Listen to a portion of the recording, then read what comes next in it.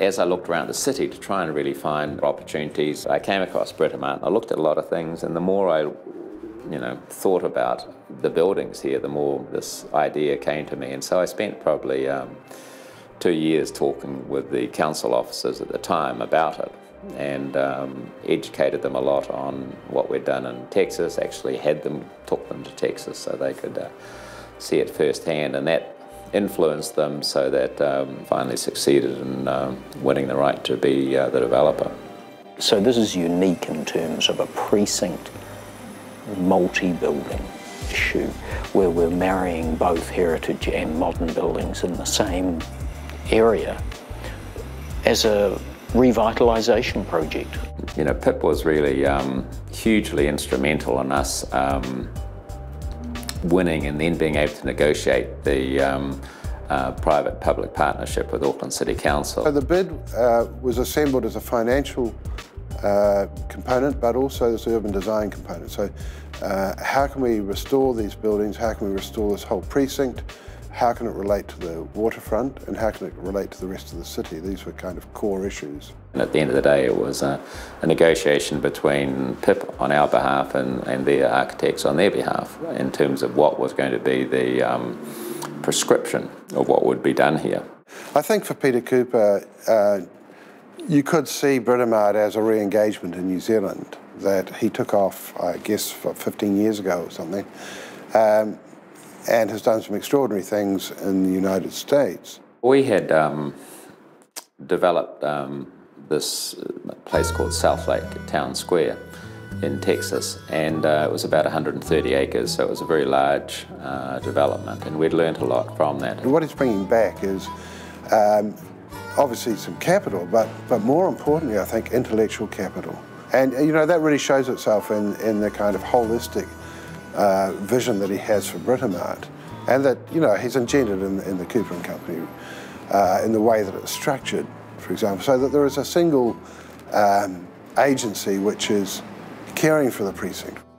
I think the wonderful thing that has occurred as a byproduct of having to develop this quite large area of downtown is that I've had to create a team of people, and I had to have people that took personal ownership, and our organisation is incredibly hands-on, and you know, everyone cares about this place as much as I do. They have all become leaders in their own right. They have all grown tremendously as I've grown through doing this. We were very focused on events because we think that's what drives people. And with what we did in America, we found that our success was that people would say, when they thought about what they would do for the weekend or a night, they say, well, let's just go to South Lake because there's always something happening. So that's what we want the Britomart to be. So people will say, if we want to do something, let's go to Britomart.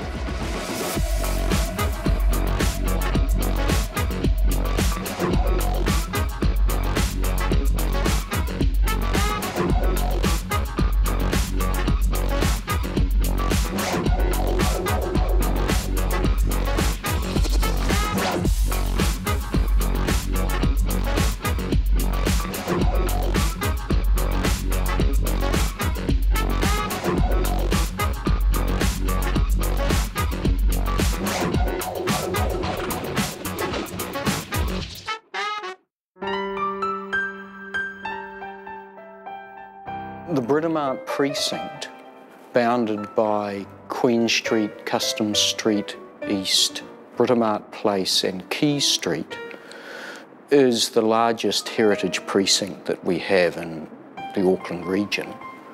We have 18 buildings here that are all subject to conservation plans and are protected in terms of heritage provision. The original foreshore is along Fort Street, and so if you have a look at the city, Shortland Street is some 15 metres higher than Fort Street, and that's the old cliff which formed the beachfront. And so there was a big headland that came down at the end of Princes Street, and that was mined. That was Point Britomart, it was called. Britomart Point was demolished, and all the rubble was basically the basis of the reclamation between 1870 and 1886, that is between Custom Street East and Quay Street. Basically, the city was running out of land, in terms of flat land, in order to build the kind of warehouse infrastructure that a port city needed.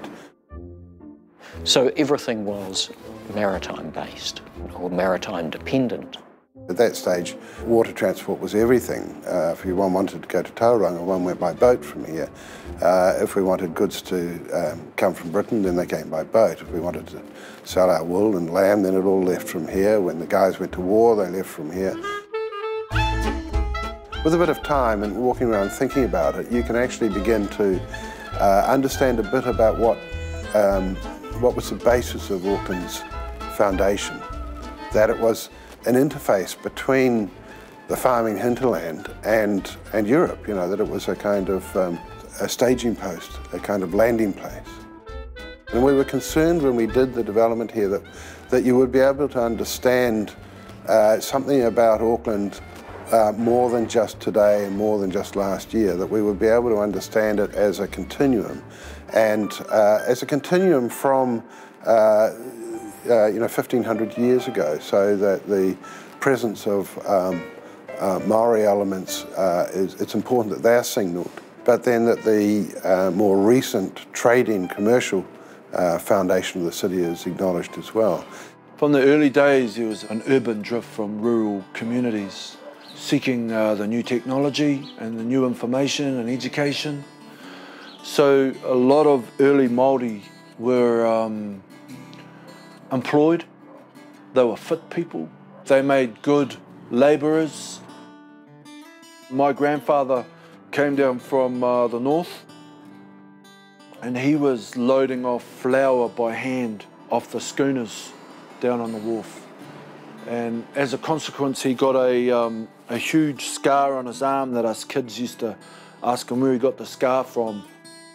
And he'd say, oh, tiger bit me, shark bit me, and I bit it back and everything. But in reality, as he got older, his daughters and my aunties and that told us that he got it from getting a blister from using the same arm all the time and loading off the boats.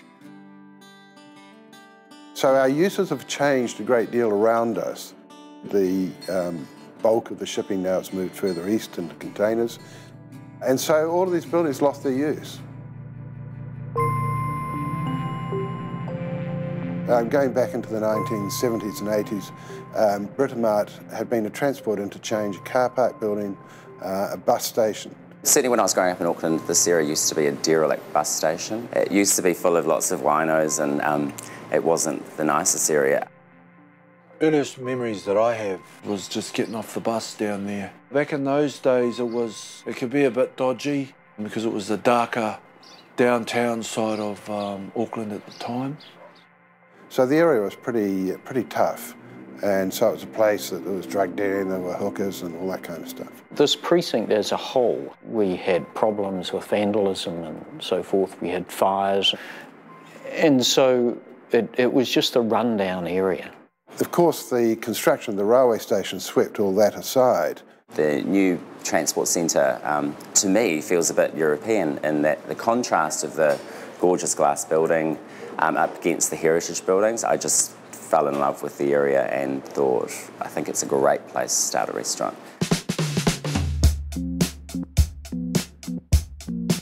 We did a lot of market research in terms of trying to understand how people identified the place, what people wanted, in terms of really thinking about it as a brand.